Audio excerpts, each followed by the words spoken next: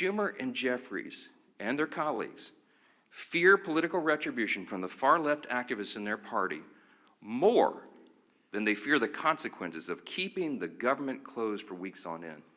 They fear that personally for their own political future, and they care more about that than they care about SNAP benefits flowing to hungry families, about air traffic controllers being paid so they can keep the skies safe, Border Patrol troops, and all the rest.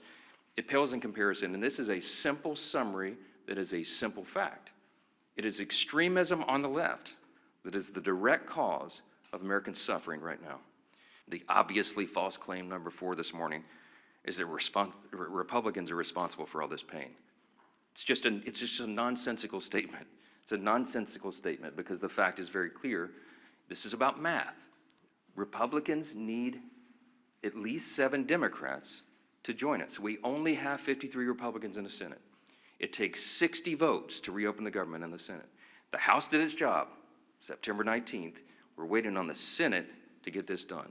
Leader John Thune and the Republicans have bent over backwards. They've done everything they can. You saw his frustration and his anger boil up on the floor at the end of last week. A normally calm, pretty steady leader, very steady leader. We're all angry about this because we're sick of what they're doing. They're using the American people as pawns, as leverage, and that is the word that so many of them have used. We could name senator after senator, House member after House member, from the leadership ranks all the way down to rank and file on the Democrat side. They have admitted openly they're using the American people as leverage in this political game. They're motivated out of fear. They want to show a fight to the radical left so they don't lose their political seats, and they're willing to make the American people suffer for it. That is the fact.